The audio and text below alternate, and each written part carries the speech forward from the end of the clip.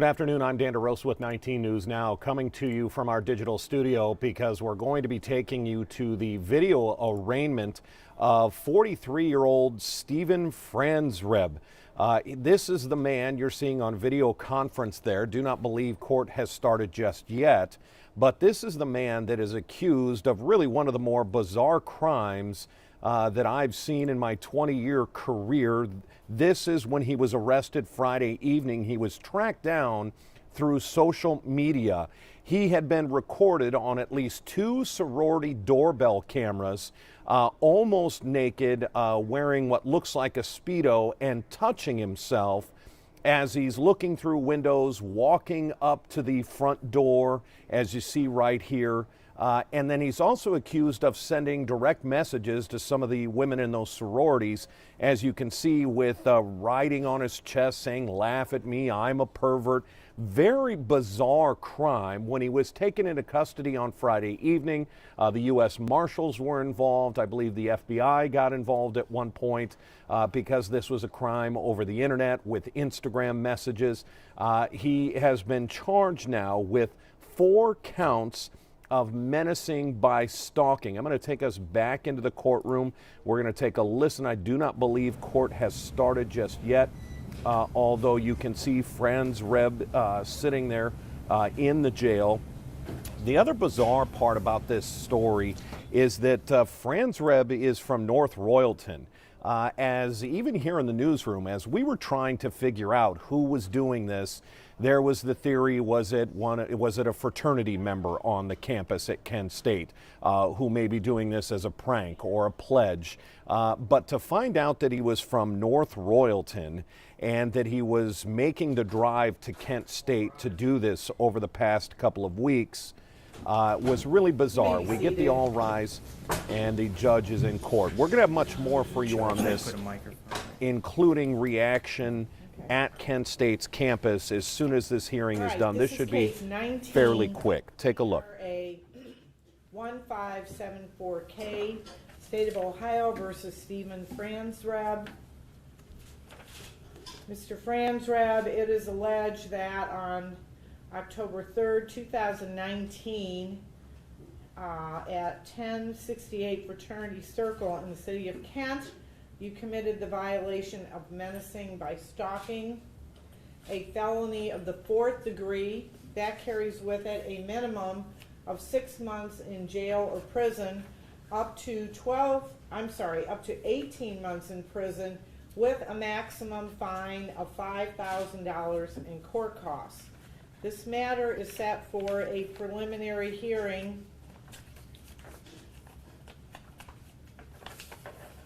in the Kent Municipal Court. It's Friday at 11. When? It's Friday at 11. Okay. This Friday, October 18th, 2019 at 11 o'clock a.m. I would suggest to you that either you hire an attorney or you make sure that you sign a sheet asking to be interviewed by the public defender in the event that you meet the financial eligibility criteria. At this point, Mr. Roman, on behalf of the state of Ohio, well, let me ask the victim's advocate, is there anything in particular that the victim's advocate is recommending as a condition of bond, having spoken to any of the victims? I've not had the opportunity to speak to any of the victims at this time. We would obviously ask for PNG and no contact. Okay.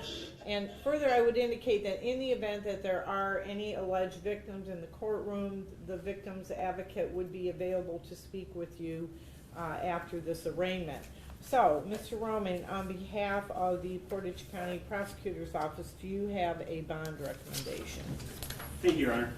Although the complaint only charges the defendant with one offense, police are aware of multiple other instances and other victims establishing a pattern of conduct with this individual.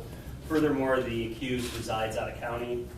Therefore, the state requests that bond be set at $50,000 cash or surety in order to protect society and the victims and to ensure his appearance at subsequent hearings. In the event that he is able to make bond, the state would request that there be no contact with the victims and that he be placed on house arrest. All right, thank you. I certainly, based on the fact that this is a felony of the 4th degree and there are potentially more charges coming at this time based on the one charge, I will, in fact, follow the recommendation of the prosecutor's office ordering a $50,000 cash or surety bond. Conditions of bond, Mr. Franzreb. First of all, you are a persona non grata at any property owned or affiliated with Kent State University. Secondly, I am going to order that if you do make this bond, that you must be placed on house arrest while this matter is pending. You may not be released from jail unless the adult probation department has made those arrangements. Anything else on behalf of the prosecutor's office? Nothing further, Your Honor. All Thank right. you. Okay, thank you. So there you have it. 43-year-old Stephen Franzreb. Just going to stay with this for a second to make sure. Looks like he may be trying to speak, which I don't believe they'll let him do, and he is done here.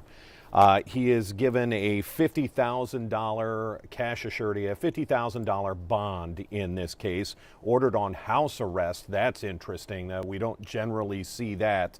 But because of the severity of this crime and because of the fact that it had happened multiple times at different sororities at Kent State, the prosecutor felt the need to keep him in his home if he in fact makes bond. If you are just joining us, if you are new to this story, it is extremely bizarre and really disturbing. And I'm keeping an eye on our camera. We did see quite a few young women in the courtroom, and I believe our reporter is trying to see if any of them were from the affected sororities and if they would like to talk now that Mr. Franzreb has been caught and in court. But if you are just joining us, I want to walk you through this case because it is extremely bizarre. Again, in my 20-year career, I can't recall a story quite like this that has so many questions unanswered about what he was doing, why he was doing this. This is Stephen Franzreb, again, 43 years old, of North Royalton, but he was making the trip on at least 2 occasions to Kent State and was nude on one occasion, nearly nude on another occasion. He was clearly touching himself in some of these videos on the front porch of at least 2 of the sororities at Kent State. This is the first incident. He was also direct messaging some of the sorority girls with the messages written on them that you can see there. Just an extremely bizarre case, and if you can imagine being on that campus knowing that this guy was out there, hadn't been caught, and what his motive was and why he was doing it. I want to play a story now from Kendall Ford, our reporter who's been on this story from the beginning, and she's been on the Kent State campus several times talking to the students there, some of the sorority women on that campus. Take a listen now. This is a story that ran yesterday after the announcement that Franzreb had finally been arrested. Take a look. 43-year-old Stephen Franzreb from North Royalton arrested by U.S. Marshals Friday evening while at work near Broadview Heights. He was creeping outside of the sorority houses and then DMing the girls on Instagram, so he knew who lived there too. Police and U.S. Marshals were able to track him down with social media. They say he's this guy, the same nearly naked man caught on camera twice looking in the Ken Alpha Phi and Delta Gamma sorority house windows. He also sent members this completely naked picture on Instagram. He needs to get a life. I thought that was super creepy. I think this was kind of a reality check for some people that, bad things can happen sometimes. For students, his arrest couldn't have come soon enough. How does it make you feel that he's caught now?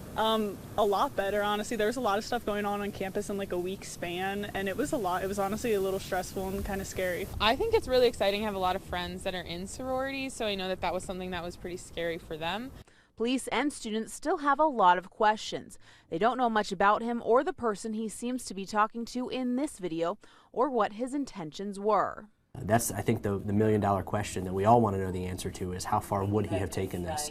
It's an answer they thankfully don't have to wait to find out, and relief for some students with the one answer that he's not a fellow Flash. It's kind of comforting to know that he's not a student. It's comforting to know that he's not in my classes or with me at any point in time. So after you see that was Kendall Forward's story from yesterday, this has just been bizarre. I don't think that's going too far. It's creepy, it's bizarre, it's scary, and on some level frightening because you're not sure what his intentions were. You heard the Kent State police officer say they don't know how far that this could have gone and really why he was showing up on their front porches, what he was doing with the phone. Was he recording himself walking up to these? Is that who he's talking to? He's talking through the recording. But really the gall to be able to do this on more than one occasion, obviously late at night, walking up on the front porch of these sororities, just bizarre. And whatever mental capacity you have to accomplish or undertake crimes like these, that'll have to be investigated. But again, if you're just joining us, Stephen Franzreb just had his initial appearance in court. This was just an initial hearing to state his charge. At this point, it is just one charge of menacing by stalking. That's a felony of the 4th degree. We expect that there will be several more charges because this happened more than once. Initially, we were told by police that he would be facing 4 charges, but the way it works in Ohio, 72 hours to hold someone before they can either be let go or have to be charged. So they went ahead and charged him here. They've probably done a lot of work as far as getting warrants, search warrants for his phone, perhaps his residence, to see who else may or may not have been involved in this, if in fact he was talking to someone on the phone as he was doing it. But we expect a lot more charges. This was just the initial arraignment, $50,000 bond. If he's able to make that bond, he's been ordered on house arrest. That's interesting to me on what is a felony for. It is obviously very serious, but they took the seriousness of this even a step further, knowing that this was somebody willing to travel from North Royalton down to Kent to undertake these really sick and scary crimes. That they've issued a house arrest order, obviously, is to have no contact with anyone at any of the victims at those sororities. And the judge went even further and said no contact, or he is not to be at any building on Kent State's campus. That's how far this goes. He will be in court again Friday in Kent Municipal. This hearing was in the Ravenna branch of the Portage County Municipal Court. So when he is in court again on Friday morning at 11 a.m., that will take place in the Kent Municipal Court. So a lot involved here. Our reporter Kendall Forward was back in the courtroom. I watched her feed. We did not hear from anybody live from any of the young women that were in the courtroom, but we'll see if she is able to talk to them to get their reaction to see him, not face to face because it was video conferenced into the courtroom, but to at least see him behind bars, that he is in jail and is accused of one count of menacing by stalking. Very bizarre. Kendall Forward will be in our early newscasts coming up starting at 4 o'clock. If we have any other breaking news, this is how we bring it to you on all of our digital platforms. We give you comprehensive coverage. We show you video of the crime. Other stations in Cleveland probably just put up that footage or put up that live shot inside the courtroom. That's not how we do it here at 19 News Now. We want you to have all the information throughout the day as we have breaking news and court coverage. I'm Dan DeRosa with 19 News Now. We'll see you at 4 o'clock. 19 News. First, fair, everywhere.